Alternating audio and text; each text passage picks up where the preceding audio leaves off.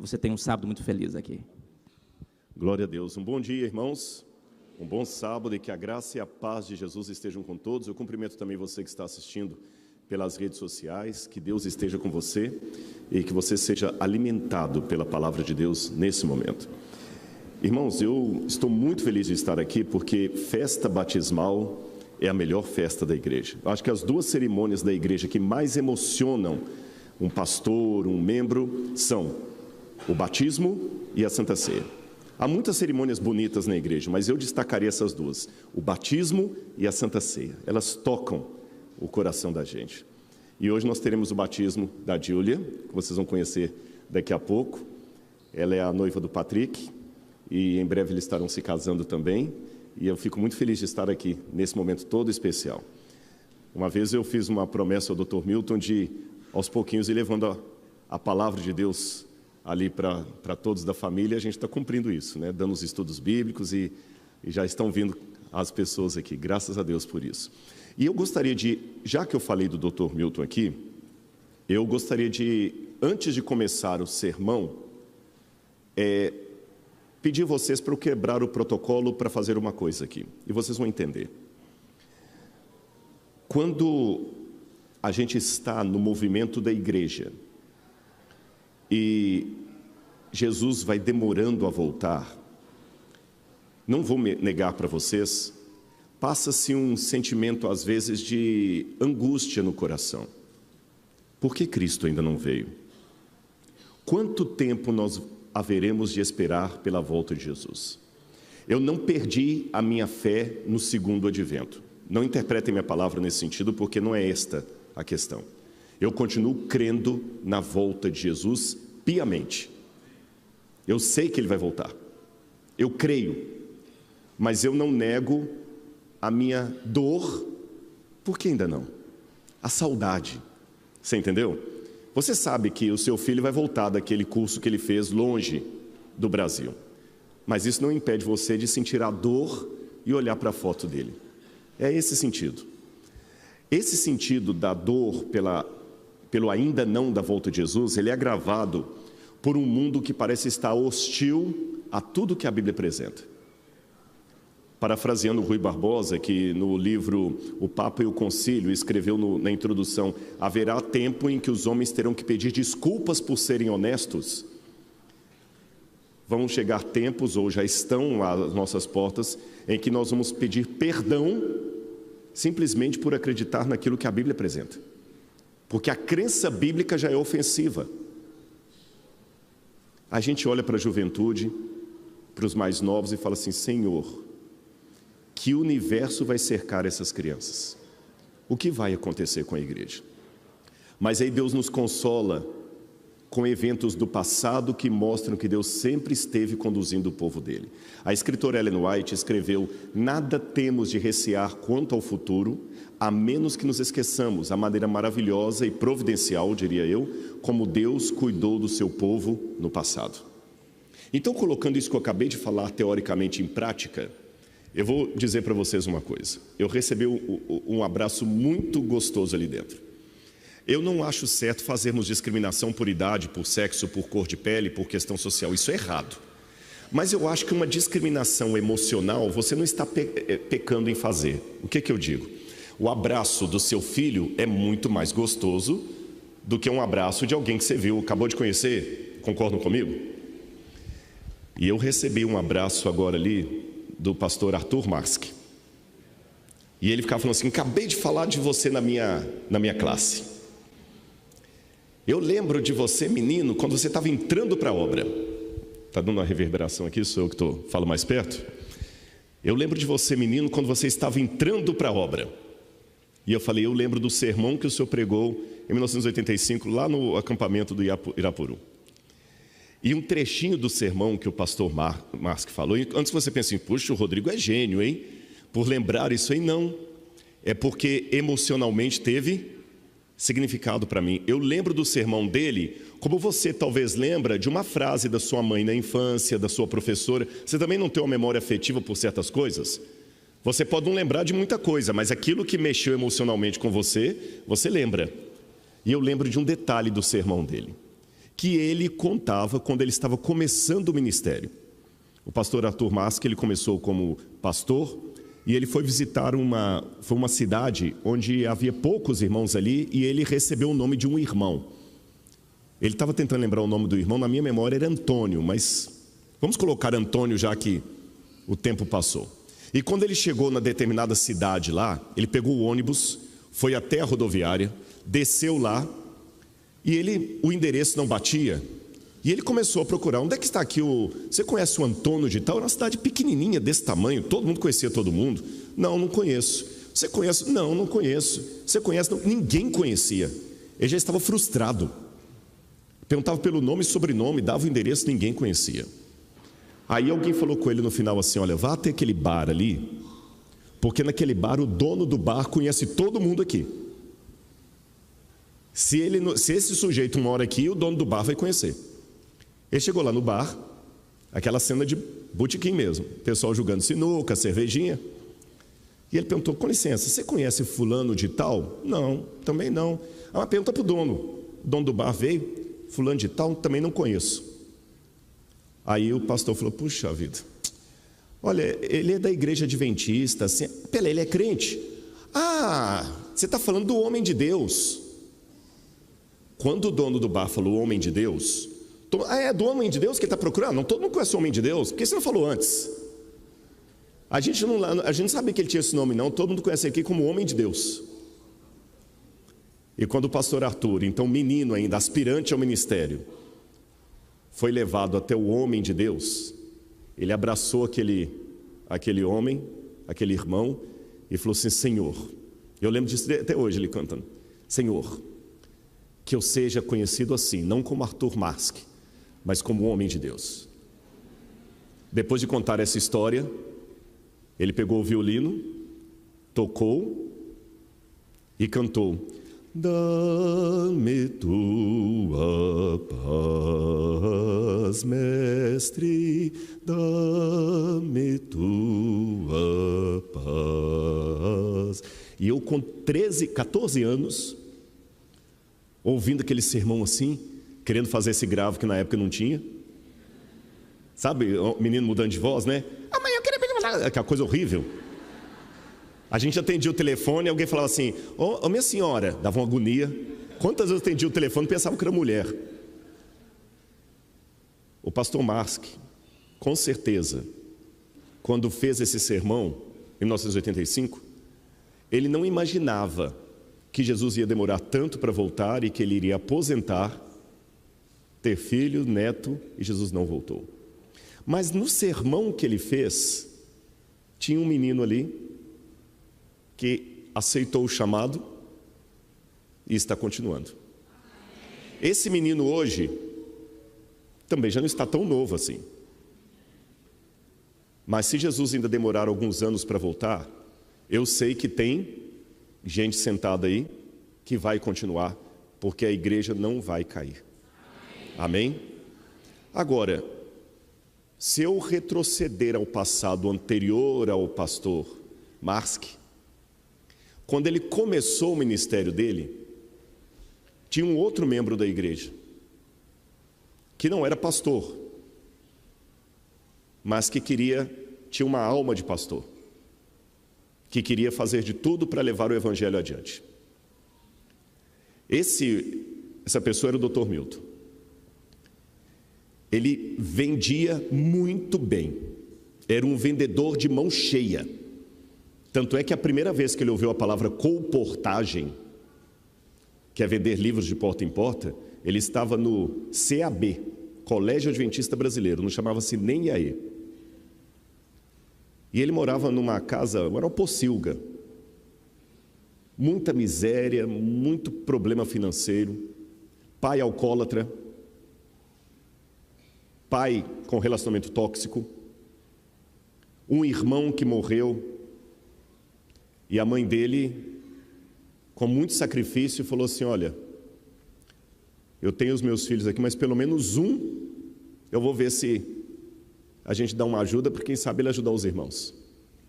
Ela penhorou a máquina de costura dela, e ajuntou o dinheiro para ele ir para o CAB, para estudar ali. E quando ele chegou lá no CAB, que é o Colégio Adventista Brasileiro, em Santo Amaro, que na época era um lugar lindo, isso foi, me ajuda a fazer a conta aí, 1921 com 13, com 15, 1934, 35, 1935. Quando ele chegou lá no IAE, que ainda era CAB, ele tinha lá os colegas, tudo limpo, bonito. A professora Albertina Simon era professora de língua portuguesa, e a professora Albertina Simon falava tão bem, e ele tinha memória para decorar as coisas, ele gostava de literatura, e ele aprendia com ela o português, como é que escrevia corretamente, começou a decorar poesias, até na hora de ter uma namorada ele falava poesia, escrevia e não colocava o nome do autor, é claro. E na época lá você tinha o diretor do colégio, que só um pouquinho, daqui a pouquinho o nome vem, que até deu o nome do Super Bom, daqui a pouquinho eu vou lembrar o nome dele, daqui a pouquinho vem, que eu sei que ele também vai esquecer agora, eu também vou esquecer. Mas aí daqui a pouquinho ele começa a estudar, ver os professores, os colegas, aquele ambiente todo ali, e ele falou, puxa vida, tem algo melhor do que o lugar de onde eu saí. Só que começou a terminar o semestre e ele não tinha dinheiro para continuar. Aí alguém falou, por que você não sai para colportagem? Ele falou, colportagem? O que é isso? Colportagem.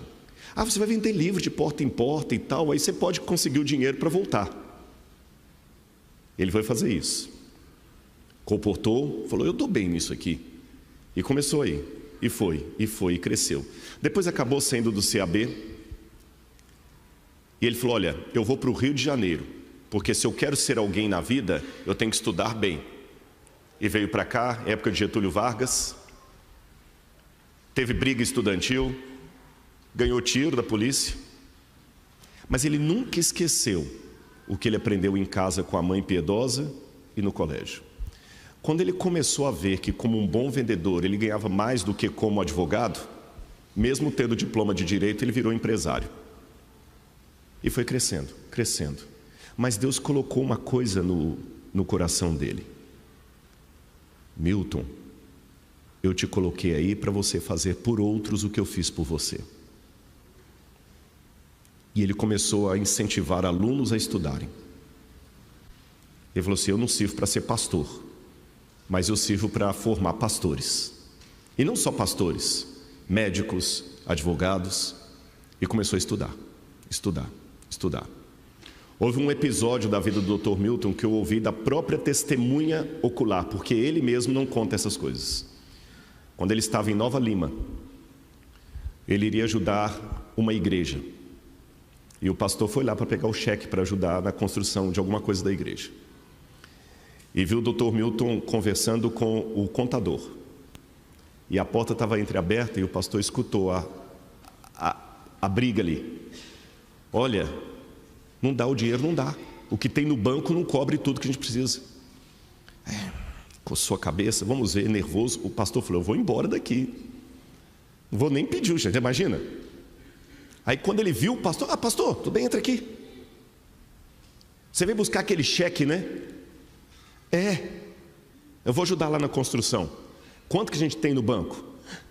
O contador falou, tanto. Faz o cheque e passa para ele. E o contador falou assim, Milton, eu estou falando que o que a gente tem não vai cobrir todas as dívidas que nós temos. É o que você falou, não vai resolver o nosso problema, mas vai resolver o dele, então dá o cheque para ele. Isso se repetiu muitas e muitas vezes. Houve abusos, a bem da verdade. Não posso contar a história apenas politicamente correta. Houve pessoas que abusaram.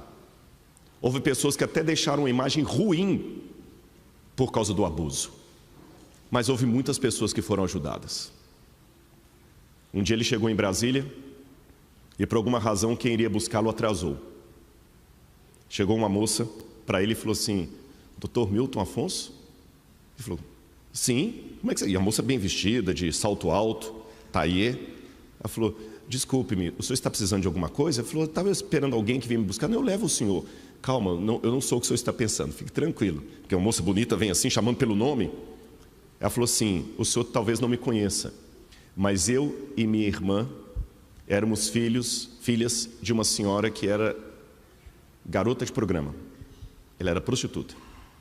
E o juiz nos tirou da nossa mãe, de um ambiente completamente tóxico, e nos levou para um dos lares de crianças que o senhor tinha. Eu e minha irmã crescemos no lar, o senhor pagou a nossa faculdade, os nossos estudos. Hoje eu sou advogada, minha irmã é médica. E eu quero ter a honra de dar a carona para o senhor onde o senhor precisar ir. Esse é o Dr. Milton Afonso, mais de 60 mil bolsas de estudo. E pela graça de Deus, ele está comemorando 101 anos. E o último testemunho que eu dou aqui não é financeiro, é humanitário. Humano, não humanitário, humano.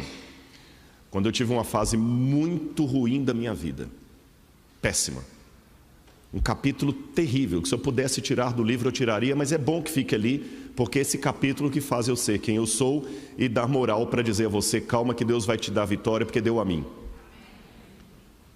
Ali não foi uma bolsa de estudo, não foi dinheiro, não foi um cheque, mas foi um abraço que ele me deu, que Patrick lembra. Ele falou duro comigo como fala com os filhos e netos, mas me levou lá para fora e falou, fica aí quieto, eu vou cuidar de você. E se de certa forma vocês têm o Rodrigo Silva pregando aqui hoje, agradeça ao Dr. Milton Afonso também. Não ao dinheiro dele, mas à pessoa dele, porque aquele dia não era de um cheque que eu precisava, não era de um cartão de crédito, eu precisava de um abraço e de um cuidado paterno. E ele está fazendo, depois de amanhã, 101 anos de idade. Amém? E eu queria, talvez para ele não ter que subir aqui, ele sobe aqui tranquilo? Sobe aqui? Ô, Beto, ajuda ele a vir aqui. Eu queria que o Beto, a Neide, todo mundo da família viesse. Eu acho que o Paulinho está aí também com a família. Que eu queria que vocês viessem aqui. E vocês vão entender por que eu comecei essa história falando do pastor Arthur Marski. Vocês vão ver onde é que eu vou fechar aqui o ciclo. Deixa eu colocar uma cadeira aqui, para ele sentar. Aguenta? Mais um pouquinho. Pronto. Bonitão. Aí, ó. Eu que fiz o nó de sua gravata hoje. Senta aqui. Venham aqui para frente. Podem vir aqui, Beto. Eu queria que vocês viessem todos aqui à frente. Vem aqui também, Júlia, vem aqui. É sua mãe? Convide para vir também aqui. Tá bom? Tem mais um. A Liliane tá aí?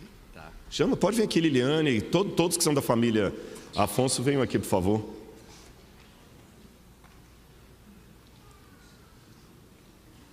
Muito bem. Dr. Milton, eu quero agradecer muito ao senhor, em meu nome e em nome dos mais de 60 mil alunos que o senhor ajudou, tá certo? Eu sei que muita gente abusou da sua boa vontade, mas um número muito maior de pessoas teve a sua vida transformada pela sua boa vontade. É por isso que hoje, com muita humildade no coração, eu peço que o Senhor abençoe e guarde o senhor e os seus netos e bisnetos e filhos, tá bom? Porque deve ser muito gratificante saber que você é filho de alguém que queria ajudar. E eu peço ao pastor Arthur Marski que vem aqui, porque eu quero que ele faça uma oração abençoando o Dr. Milton Afonso. Viu, pastor? Um dia o senhor pediu a Deus que, quando o senhor abraçou aquele irmão lá, que o senhor fosse conhecido como homem de Deus. Homem de Deus, homem de Deus, homem de Deus. Eu quero que o senhor peça agora que toda a família do Dr. Milton também sejam conhecidos como homens e mulheres de Deus e que Deus abençoe muito a vida dele com seus 101 anos de idade. 1 século e 1 ano de vida. Que honra, puxa. A honra é nossa. Tudo começou com outro homem de Deus, o meu pai, grande amigo, Dr. Milton Afonso, Geraldo Marski. Tinha mais idade do que o Dr. Milton Afonso, mas eram grandes amigos lá no CAB. E meu pai amava muito o Dr. Milton Afonso, quando era um menino ainda, Dr. Milton Afonso. E o Dr. Milton Afonso sempre amava o meu pai. Que bênção. Dr. Milton, vou fazer uma breve oração, mas antes vou deixar a bênção que está na palavra do Senhor. Que o Senhor te abençoe e te guarde. Que o Senhor faça resplandecer o seu rosto sobre ti, Dr. Milton. E que sobre ti o Senhor derrame as tuas misericórdias. E que sobre ti o Senhor te dê a paz agora e para todo sempre. Amém. Ó Deus, muito obrigado, porque Tu és grande. Grande é o Senhor, grande é o Teu nome, grande é a Tua misericórdia, grande é o Teu poder. Por isso nós podemos dizer nesse momento, juntamente com o Dr. Milton Afonso, Ebenezer, até aqui o Senhor nos ajudou. Pessoalmente eu quero dizer-te, Senhor, até aqui o Senhor abençoou o Dr. Milton com tantas bênçãos, com tantos milagres, com essa família tão querida, tão linda.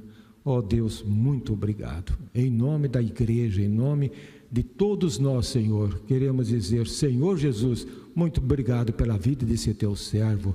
Tantas bênçãos e mais bênçãos ainda o Senhor vai derramar sobre ele, sobre os seus filhos, sobre os seus netos, sobre toda a família, sobre a Tua igreja, assim como ele tem sido uma bênção, Senhor Jesus, que Tu possa abençoá-lo, não somente a ele, mas toda a sua família, com a coroa da vida. Muito obrigado, Senhor Jesus. Deus o abençoe em nome de Senhor Jesus. Amém.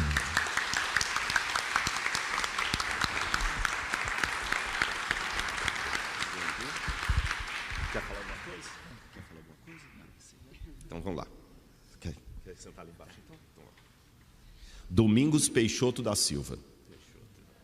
É que tem muita página aberta do Google e vai travando.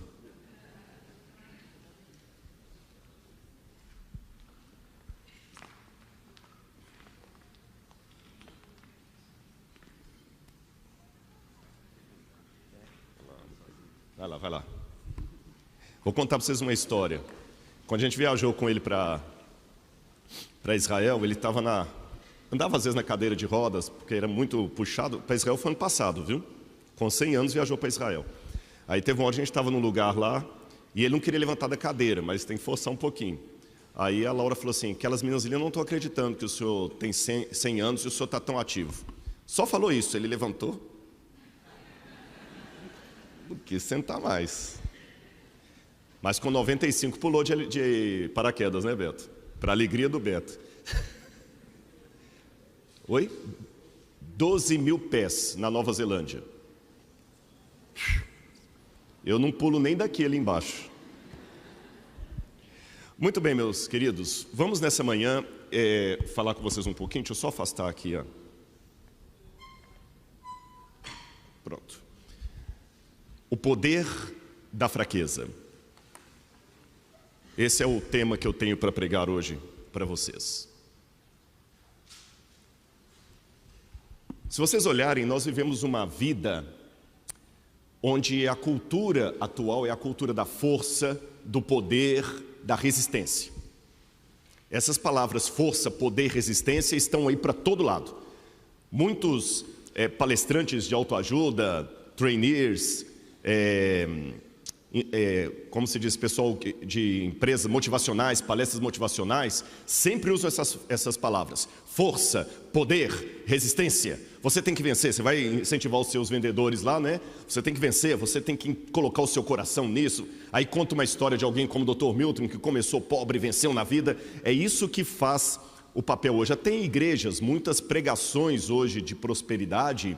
É isso, olha, você que é um empresário, venha fazer aqui a terça-feira do milagre urgente, você vai ganhar dinheiro, vai ganhar isso. Nós hoje queremos. Na política, fala-se tanto em resistência, vamos resistir a isso. Nós vamos resistir do lado de cá também, não vamos aceitar. Negros, mulheres, pessoas minoritárias, hoje nós vamos resistir. Agora, o curioso é que a Bíblia, entrando em contradição com tudo isso, num paradoxo, fala que o poder de Deus se aperfeiçoa na fraqueza. Eu quero ler com vocês aqui o livro de 2 Coríntios, capítulo 12, versículo 8. 2 Coríntios 12, verso 8. Paulo está reclamando de uma dificuldade que ele tinha na vida. Verso 9, melhor dizendo. Paulo estava reclamando de uma dificuldade que ele tinha na vida, que ele chamava de espinho na carne, um instrumento de Satanás para limitá-lo. E no verso 8 ele diz: 3 vezes eu pedi ao Senhor que afastasse de mim esse espinho na carne, essa dificuldade, essa crença limitante que ele tinha, um poder físico, um problema físico. Então o Senhor me disse: a minha graça é o que basta para você, porque o poder se aperfeiçoa na fraqueza. O poder se aperfeiçoa na fraqueza. É interessante que essa palavra grega, fraqueza, astenia, significa falta de estímulo, falta de vontade. Em grego você tem lá, regar dynamis en astheneian teletai. O meu poder é na fraqueza, na falta de vigor que ele se complementa. É isso que está no grego. O meu poder se complementa, chega ao seu fim na fraqueza. É estranho isso. É um paradoxo. Olhem a foto daquela menininha ali. Eu acho que quando eu vi a primeira vez essa foto, eu até coloquei nas minhas redes sociais, eu coloquei com a imagem assim: é por isso que o reino dos céus é das crianças, né? Na ingenuidade dela, ela acha que está ajudando. Mas se você olhar por outro lado, o poder de Cristo se aperfeiçoa na fraqueza de que forma? Só a foto de Jesus carregando a cruz daria um impacto. Mas o fato de ter aquela criancinha no fundo ali não deu um outro impacto em vocês? O meu poder se aperfeiçoa na fraqueza. Em que sentido? O poder de Deus fica mais vivo quando na fraqueza Ele mostra o que Ele pode fazer. O poder de Deus fica ainda mais esplendoroso quando na fraqueza Deus mostra o que Ele pode realizar, mesmo a partir de pessoas fracas. Mas é difícil a gente aceitar isso na prática. Eu não sei se todos conhecem, isso aí é uma foto de um seriado da Netflix chamado Falda. Falda é uma palavra muito interessante. Falda é uma palavra que tem tanto em hebraico quanto em árabe moderno. E falda significa caos, o caos. Falda é um seriado assim bem, muito tiro, muita coisa assim, porque mostra como agentes do Mossad vão até a Palestina para matar terroristas ou destruir células de terrorismo. E essa é a cena dos israelenses. E convenhamos, pela cultura moderna de resistência, de poder, se nós fôssemos judeus, nós iríamos querer fazer parte de um povo que tem esses representantes, correto? Como é que você quer que a sua empresa seja representada? Por pessoas bem resolvidas. Como é que você quer que a sua igreja seja bem representada? Por pessoas que venceram na vida de sucesso. Você quer trazer uma visita aqui, a visita querer fazer parte do grupo, porque todo mundo aqui é bem sucedido, todo mundo é bonito, sadio, forte. Mas a história mostra que os judeus nem sempre são representados dessa forma. Esses também são judeus. Mas não é esse quadro que a gente quer que lembre o nosso povo. A bem da verdade, seja o judeu falando do Holocausto, seja o negro falando da discriminação, do racismo, seja a mulher falando do feminicídio, sempre que você é vítima de alguma coisa, você hoje, na conjuntura atual, você quer contar essa história assim. Os negros sofreram no passado, porque eles não eram como eu, porque eu sou um negro da resistência. Eu sou um negro que eu boto para quebrar. Eu não vou deixar o branco me discriminar. Os do passado foram escravizados porque eles não tinham a força dos negros de hoje. A mulher diz a mesma coisa. A mulher do passado era Amélia, era subjugada pelos homens porque elas não tinham a força da mulher de hoje. Porque se a minha avó fosse como eu, ela não aceitaria ser tratada pelo meu avô como ela foi. A minha mãe apanhou na mão do marido porque ela não era como eu. Eu quero ser das mulheres empoderadas. Eu quero ser o judeu do Falda, não o judeu de Auschwitz. Estou falando uma mentira? Não é isso que nós somos sempre treinados a pensar e a querer ser? Agora, quando eu vou para a Bíblia, eu noto que nem sempre foi a força que Deus usou, não foi o empoderamento que Deus usou para levar a mensagem dele. Eu vou usar como estudo de caso desse sermão que eu estou fazendo para vocês, o Templo de Jerusalém. Quando eu dava os estudos bíblicos, ainda dou, e eu ia falar do Templo de Jerusalém, eu sempre me baseava num trecho de Flávio Joséfo, quando ele descrevia o segundo templo, o templo da época de Jesus, e Joséfo era um historiador do primeiro século, ele dizia que o templo de Jerusalém era tão lindo que quando o sol batia meio-dia no teto dele, brilhava o ouro que havia ali em cima, você não conseguia olhar direito para o templo, que ofuscava sua vista. Então, nos estudos bíblicos que eu dava, eu sempre falava do templo de Jerusalém como sendo uma coisa maravilhosa, esplendorosa, e aparentemente parece que era mesmo. O templo dá a glória ao nome de Deus, esse templo seria o maior templo jamais construído, grandioso. O próprio Salomão disse: grande será o templo que eu vou construir em Jerusalém, porque o nosso Deus é maior do que todos os outros deuses, segundo Crônicas 2, verso 5. O rei Davi, seu pai, já havia acumulado 3.750 toneladas de ouro, 37.500 toneladas de prata, bronze e ferro, grandes demais para serem pesados, madeira e pedra para a construção desse templo. Então realmente parece que o templo de Jerusalém era grandioso, esplêndido. O templo de Salomão começou a ser edificado por volta de 965 a.C. Ele demorou 7 anos para ser construído. 7 anos. E ele levou em conta 8.000 pedreiros. Ele era um prédio de aproximadamente 27, quase 28 metros de comprimento por 13 metros de altura e de largura 9 metros. Era grandioso. Tanto no livro de Reis como Crônicas diz que Salomão enviou 30.000 homens ao Líbano para trabalharem com a madeira, o cedro do Líbano que foi trazido. Eu tive a oportunidade de ir ao Líbano agora há um mês ou 2 meses atrás, se eu não me engano, e ali a gente viu cedros do Líbano mesmo. Eu até trouxe uma sementinha para tentar plantar aqui no Brasil. A Laura está olhando com cara de riso aqui, porque ela lembra que eu cheguei lá no lugar, tinha os cedros do Líbano, Beto. Aí chegou um homem e falou assim: olha, você quer plantar no Brasil? É fácil. Tá aqui, ó, vou te vender essa, tipo aquelas coisas de árvore de Natal, do cedro do Líbano. Aí eu falei: ah, tá bom, quanto é? 10.000 libras libanesas. Fiquem tranquilos, lá eu fiquei milionário. Porque $1 valia 35.000 libras libanesas. Então eu fiquei milionário, eu pegava milhões. Assim, todo dia eu gastava milhões, só em almoço e outras coisas mais. Nunca me senti tão milionário. Mas eu dei 10.000 para ele. Beleza, fiquei falando: vou plantar no Brasil. Quando chegou lá na frente, tinha um monte no chão. Aí lá eu falei: aqui, ó, quer comprar mais alguns? Eu te vendo por 5. O cedro do Líbano hoje está até em extinção, infelizmente, mas é uma madeira linda, e Salomão importou o cedro do Líbano para o templo. Então ele era esplêndido e caríssimo, caríssimo. O templo era adornado com pedras preciosas, ouro de Parvai na Arábia. Em 1924, um professor alemão chamado Ignaz Alfred Groth escreveu um artigo no Jewish Daily Bulletin, onde ele fez o cálculo de quanto seria gasto para construir o templo.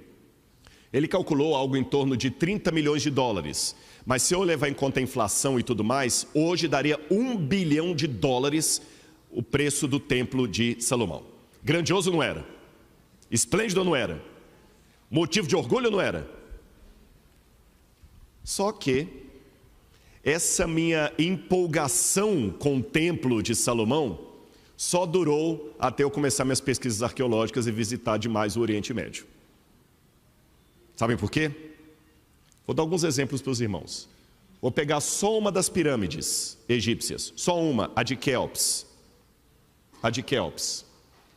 A pirâmide de Quéops custaria $5 bilhões, isso há uns 20 anos atrás. Eu não consegui fazer a atualização. Quanto que custaria o templo de Salomão no dinheiro de hoje? $1 bilhão. Só uma pirâmide custaria 5 bilhões de dólares há 20 anos atrás. E só ali você tem 3 principais: Khephren, Mycerinus e Quéops. Só de Quéops daria 5 bilhões de dólares. E os egípcios tinham um monte de pirâmides, muito maiores. O tamanho dela, olha, só para vocês terem noção, se eu pegar a pirâmide de Quéops, daria mais ou menos 230 metros de cada lado, né? Numa área de 5,3 hectares, isso daria 10 campos de futebol americano só dentro da base da pirâmide. Só na pirâmide de Quéops eu colocaria 10 campos de futebol americano. Ainda sobraria um pouquinho de espaço. O Templo de Salomão daria menos da metade de um campo de futebol americano. Ou seja, dentro da pirâmide de Quéops caberiam mais de 20 templos de Salomão. Será que o Templo de Salomão foi realmente tão grandioso, tão caríssimo? Dizem que tudo que se acha muito grande, muito caro, depende do ponto de vista, da perspectiva. Tá certo? Quem só andou a pé, o dia que anda num Fosquinha, acha que está andando num carrão. Outro templo egípcio, o templo de Karnak. Esse templo é esplendoroso, gente, grande demais. Essas colunas, não sei se dá para vocês verem o tamanho das pessoas ali, olha. Pelas pessoas lá no fundo dá para você ter uma noção do tamanho das colunas de Karnak. O templo de Karnak, o complexo dele era tão grande, que cobriria mais ou menos 81 hectares de terra, ou 200 acres. Só para vocês terem noção, só na parte principal ali do templo de Karnak, não no complexo todo, só no hall, é como se eu pegasse a igreja aqui, a igreja tem o hall aqui das reuniões, da assembleia, tem as salinhas aqui embaixo, tem aquela parte ali, tem aqui tem escola, não tem? Tem uma escola aqui. Imagina que o templo de Karnak fosse tudo isso aqui. Só na ala principal, daria para eu acomodar 3 catedrais de Notre Dame. Sabe a igreja de Notre Dame? Só na nave principal caberiam 3. Agora faça a conta. A catedral de Notre Dame tinha 98 metros de comprimento, enquanto o templo de Salomão está errado ali, 27,43. A catedral de Notre Dame tinha 96 metros de altura, enquanto o templo de Salomão tinha 13. Ou seja, a catedral de Notre Dame é muito maior do que o templo de Salomão. E no templo de Karnak caberiam 3 catedrais só no hall de entrada. Eu pergunto para a igreja, o templo de Salomão era essas coisas todas? Era isso tudo? Não era. Depende da perspectiva. Vamos falar do ouro para o templo. Tutmoses III apresentou ao templo de Amon em Karnak, presenteou 152 deben de ouro. Essa medida de peso daria algo em torno de 13,5 toneladas de ouro para um templo. Isso foi apenas parte do presente dele. Agora, quer piorar a coisa? Os judeus só tinham um templo. Os egípcios tinham vários, dezenas e dezenas de templos. Só um dos templos egípcios era muito maior do que o templo de Salomão. Então, gente, o templo de Salomão perde em todos os quesitos. Em número, porque enquanto os judeus só tinham um, os egípcios tinham dezenas e dezenas e dezenas. Perde em tamanho, perde em qualidade, perde em preço. E olha, irmãos, que eu só fiz uma comparação do templo de Salomão com edificações egípcias. E se eu começar agora a pegar os fenícios, os gregos, os romanos, aí é que não sobrou nada. Chega a ser decepcionante em termos de restos arqueológicos quando você vai escavar no Egito e quando você vai escavar em Israel. Porque o Egito você tem monumentos inteiros ali, Israel você acha só uns fragmentozinhos de coisa assim. Preservação, ele não foi preservado.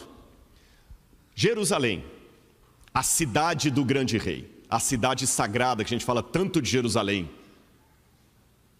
Não é isso? A grande cidade que Deus deu para o seu povo, Israel, tal. A cidade de Jesus, Jerusalém, a ponto que a nova terra vai se chamar Nova Jerusalém. Jerusalém não era nada também.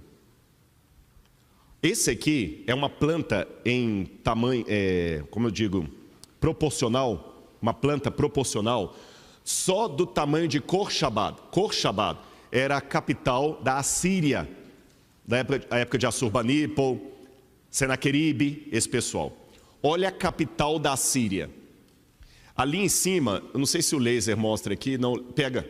Aqui era apenas a cidadela com o palácio do rei da Assíria.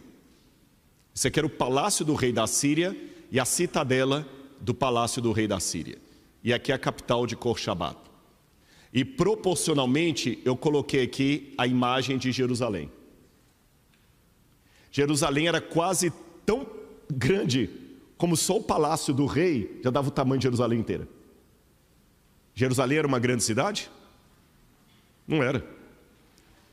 Aí eu pergunto, por que Deus escolheu algo tão modesto à vista de outros edifícios? Por que Deus escolheu os judeus que eram tão pequenos? Israel nunca teve um império que cobriu toda a Europa, todo o norte da África, como Roma, Babilônia, que pegou a Ásia. Só aquele pedacinho ali, o reino unificado de Salomão, era uma coisa pequena. Por que tinha que ser coisa tão pequena? Por que o templo de Deus tinha que ser algo tão pequeno? Vamos falar do templo. Por que tinha que ser algo tão pequeno? É porque os planos de Deus eram diferentes. Olha que interessante, mesmo os judeus ainda tendo orgulho do templo, Jeremias falou, não confiem em palavras falsas dizendo, templo do Senhor, este é o templo do Senhor. Quando Deus fala assim através do profeta, parece que Deus nem estava ligando muito para o templo. Sabem por quê? Eu vou ler algumas passagens da Bíblia para vocês. Olha como o poder de Deus é muito mais grandioso do que os planos dos homens. Vou repetir minha frase. Olha como os planos de Deus são muito mais grandiosos do que os planos da mídia, do marketing e os planos humanos. Vou mostrar para vocês qual era o planejamento de Deus. Vamos ler apenas algumas passagens. Êxodo capítulo 19. Alguém sabe me dizer aqui qual era a tribo que Deus colocou para servir de sacerdócio e comandar o templo e o santuário? Levi. Nota 10 para vocês, estão conhecendo a Bíblia. Tribo de Levi. E se eu falar com vocês que esse não era o plano original de Deus? Assim, não era. Deus não queria que a tribo de Levi fosse sacerdote. Sabe qual tribo que Deus queria que fosse sacerdote? Êxodo capítulo 19, versículos 1 a 6. No terceiro mês, depois da saída dos filhos de Israel da terra do Egito, no primeiro dia desse mês, eles chegaram ao deserto do Sinai. Tendo partido de Refidim, vieram ao deserto do Sinai, no qual acamparam. Ali Israel acampou em frente do monte. Moisés subiu para encontrar-se com Deus, e do monte o Senhor o chamou e lhe disse, assim você falará à casa de Jacó e anunciará aos filhos de Israel. Vocês viram o que eu fiz aos egípcios e como levei vocês sobre asas de águia e os trouxe para perto de mim. Agora, pois, se ouvirem atentamente a minha voz e guardarem a minha aliança, vocês serão a minha propriedade peculiar dentre todos os povos, porque toda a terra é minha. E vocês serão para mim um reino de sacerdotes e uma nação santa. Essas palavras você falará aos filhos de Israel. Deus queria que os levitas fossem sacerdotes? Não. Qual tribo Deus queria que fosse sacerdote? Todas. Todas. Todo mundo era para ser sacerdote e comparecer no templo de Deus. Mas se Deus queria que todos fossem sacerdotes, por que só os levitas se tornaram sacerdotes? Eu não vou ler todos os versos ali por causa do tempo, mas é interessante que Deus fez uma proposta com Moisés. Fale com o povo para jejuar, se santificar e preparar, e amanhã você vai subir ao monte e o povo vai subir ao monte comigo. Só que quando o povo chegou diante, o que aconteceu? Eles ficaram com medo. É interessante que aqui no verso 22, diz assim, no verso 17: e Moisés levou o povo para fora do arraial ao encontro de Deus, e puseram-se ao pé do monte. Verso 22, também os sacerdotes que se aproximaram do Senhor devem se consagrar. Aqui está falando sacerdotes no sentido, não é o sacerdote levita, eram os representantes do povo, para que o Senhor não se volte contra eles. Aqui Moisés disse ao Senhor: o povo não poderá subir ao monte, porque tu nos advertistes dizendo, marque limite ao redor do monte. Mas não foi só isso que Deus falou. Deus falou o seguinte: marca o limite, o povo não vai subir agora, o povo vai se consagrar e amanhã o povo sobe. Vocês entenderam? Mas na hora de encontrar com Deus, o que aconteceu com o povo? Não subiu. Por quê? Medo. Ah, desculpa, o povo não vai subir não, porque o Senhor colocou limite aqui. Era para o povo subir. Olha o que diz o capítulo 20, verso 18. Todo o povo presenciou os trovões, os relâmpagos, o som da trombeta no monte fumegante, e o povo, observando, tremeu de medo e ficou de longe. Disseram a Moisés: fale-nos você e ouviremos, porém não fale Deus conosco, para que não morramos. Olha para mim aqui, nunca mais esqueço o que eu vou dizer. O medo é diferente do temor. O temor é a reverência pela coisa sagrada. Temei a Deus e dá-lhe glória. O temor é a reverência, é o reconhecimento da majestade e da grandeza de Deus. Mas o medo é a fobia. Isso eu estou pregando nesta manhã para pessoas que estão com destemor. Eu alerto: temam a Deus e deem glória a Deus. Mas por outro lado, se eu estou pregando para pessoas que estão com medo, com fobia, peçam a Deus a cura, porque o medo paralisa. O medo te impede de receber bênçãos. De acordo com a Bíblia, 1 João 4,18, o contrário do amor não é o ódio, é o medo. Que na Bíblia diz assim: o amor, o medo, como é que é? No amor não existe medo. Ora, o medo produz tormento, e todo aquele que teme não é aperfeiçoado no amor. Tem muitas pessoas que passam a vida toda solteiro, porque ele tem medo de casar e não dá certo.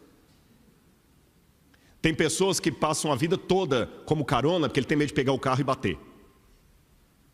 Há pessoas que não estão podendo ser sacerdotes, porque estão com medo de Deus. E o que te faz ter medo de Deus? É porque você sabe que está em falta?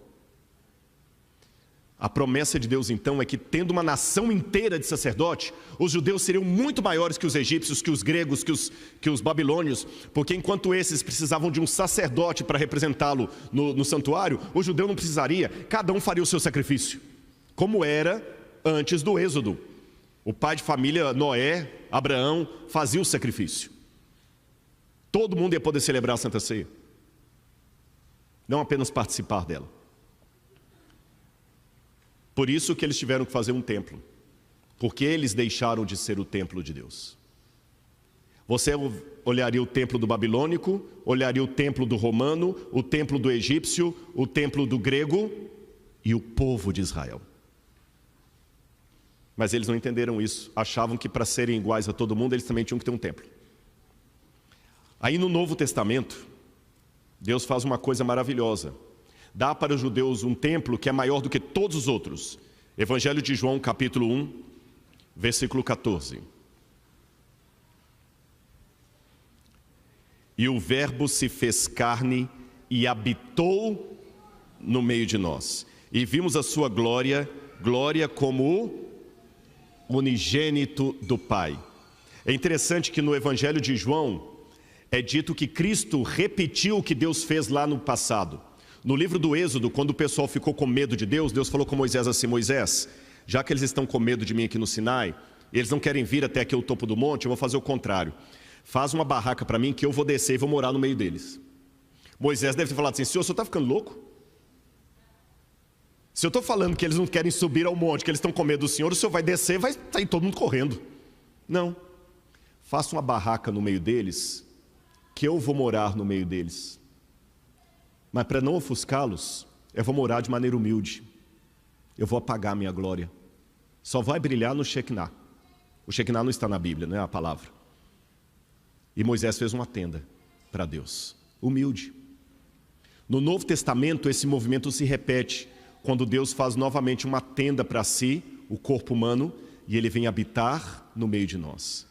Isso torna o verdadeiro templo judeu, que é o Jesus, que é o Messias, maior do que todo outro, porque nenhum povo da humanidade teve Deus habitando no meio deles. Eles tiveram, ele veio. E essa bênção não para aqui. Sabe onde é que ela vai mais? Eu vou falar onde é que ela vai. Ela vai mais além, porque em Apocalipse capítulo 14, Jesus fez uma promessa, verso 17. Apocalipse 14, 17. O Espírito da verdade, que o mundo não pode receber, porque não o vê nem o conhece, vocês o conhecem, porque ele habita com vocês e estará com vocês. E no verso 23 ele complementa: se alguém me ama, guardará a minha palavra, e meu Pai o amará, e viremos para ele e faremos nele morada. Deus promete nos dar aquilo que foi oferecido aos judeus. Nós podemos ser hoje uma nação de sacerdotes, povo eleito de Deus, uma nação de templos. Por quê? Porque o Espírito de Deus habita em nós. O nosso corpo se torna templo do Espírito Santo. E essa é a coisa mais linda, porque eu sei que por mais grandiosa que seja a pirâmide de Quéops, o templo de Karnak, se eu falar com você aqui, você tem agora, Carol, 5 bilhões de dólares, e você tem que salvar uma coisa, uma vida ou outra coisa. Uma coisa vai ser destruída: ou a sua filha, ou a pirâmide. Você precisa de um segundo para decidir? Mas são 5 bilhões de dólares, e a pirâmide é uma das 7 maravilhas do mundo antigo. Uma pergunta chega a ser até ofensiva. Precisa de um segundo para decidir? Quem vale mais? Uma vida humana ou a pirâmide de Quéops? A vida humana. Então onde está o verdadeiro templo de Deus? Na vida humana. Por isso que na ótica humana, o marketing era fazer algo monstruoso. Na ótica de Deus, o marketing é fazer algo modesto, que perdura e que tem mais valor agregado do que uma pirâmide. E é por isso que o Apocalipse termina dizendo: eis o tabernáculo de Deus com os homens. Deus estará com eles, e eles serão povos de Deus. E quando João ouviu eis o tabernáculo de Deus com os homens no Apocalipse, João olhou em redor e tentou procurar o tabernáculo. E ele falou: mas estranho, eu não vi santuário. Que contradição é essa? Aí próprio Deus responde: você não viu o santuário porque o próprio Cordeiro é o santuário no meio deles. Então eu quero terminar o meu sermão nesta manhã conclamando você, fraco, defeituoso, a ser um santuário de Deus, um templo de Deus. Eu não sei se a Júlia já está preparada para entrar ali com o pastor. Eu quero... Já estão prontos lá? Se tiver, só dá um aviso para mim. Eu confesso para os irmãos uma coisa: quando eu olho para mim mesmo, estou parafraseando Santo Agostinho de Hipona, eu não vejo como me salvar. Tem espelho na minha casa. E o espelho, quando você mesmo está olhando nele, ele diz mais do que simplesmente a sua aparência física. Ele conta as suas virtudes e seus defeitos, sua força e sua fraqueza. E você olha para aquele espelho e às vezes você não gosta do que vê. Quando eu olho para mim mesmo, eu não vejo como me salvar. Mas quando eu olho Deus e as promessas de Deus, eu não vejo como me perder. Eu posso não ter o esplendor dos grandes edifícios egípcios, nem o mármore de Roma, ou o ouro dos babilônios, mas eu posso ser um santuário de Deus. E como santuário de Deus, eu tenho a tarefa de convidar todos a virem até a mim para adorar a Deus. Não adorar a mim, adorar a Deus. Se você for alguém que está apontando, não é para o seu dedo que as pessoas vão olhar, é para onde você está apontando. Então, numa cultura tão narcisista, onde as pessoas querem no Instagram que todos olhem para ele, para o filtro dele, faça com que eles olhem para o seu dedo, apontando para aquele que é maior do que você.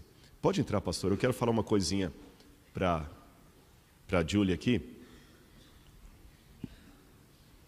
Ela já está vindo aqui. Júlia, eu quero dizer para você assim que eu estou muito feliz de ver esse momento aqui, mas tem um grupo muito mais feliz do que eu, que são as pessoas que amam você. Mas tem um grupo muito mais feliz do que as pessoas que amam você, que são os anjos de Deus, que estão celebrando nesse momento a sua decisão. Porque Jesus falou na Bíblia que sempre que alguém se entrega a Ele como Salvador, publicamente, há uma festa no céu. E eu preguei hoje aqui sobre nós sermos santuários de Deus. O meu desejo para a sua vida é que você seja realmente um templo do Espírito Santo. E que todas as pessoas, quando chegarem em você, falem assim: você é diferente, né? O que você tem de diferente? Será que é o seu cabelo, é o seu olho, é o seu rosto, é a sua roupa? É o que você exala, a presença de Deus. Eu sei que você tem defeitos como eu tenho defeito, o pastor tem, todo mundo, mas eu quero que você olhe uma foto última que eu vou mostrar. Consegue ver aquela foto daí? O pessoal está vendo essa foto? Aquela foto, Júlia, é uma foto real. Aquele anãozinho que está sendo carregado ali chamava-se Samir. E o altão que está carregando Samir nas costas se chamava Muhammad. Olha que ironia. O Samir era um cristão e o Muhammad era muçulmano. E eles sofriam muita discriminação onde eles moravam, porque as pessoas não tinham a ideia de acessibilidade, respeito aos deficientes físicos. Não havia isso na época. Eram quase inválidos. E o Muhammad tentava vender panelas, mas ele não conseguia, porque ele era cego. Ele batia, as pessoas davam dinheiro errado para ele. O Samir podia ver, mas ele não podia andar porque ele tinha as pernas atrofiadas. Era um anãozinho com as pernas atrofiadas. Um dia o Samir encontrou-se com Muhammad e eles fizeram um acordo, um pacto de paz. O Muhammad falou: eu não tenho olhos, mas você tem, Samir. E o Samir: eu não tenho pernas, mas você tem, Muhammad. E por longos e longos anos, o Muhammad emprestava as pernas dele para o Samir, e o Samir emprestou o olho dele para Muhammad. E essa foto foi tirada dos dois, e eles andavam por toda a cidade. Os dois tinham defeitos, deficiências, limitações, mas um permitiu que a sua limitação trouxesse o outro para a vida dele, e o outro permitiu que a sua virtude suprisse a limitação do outro. Em contrapartida,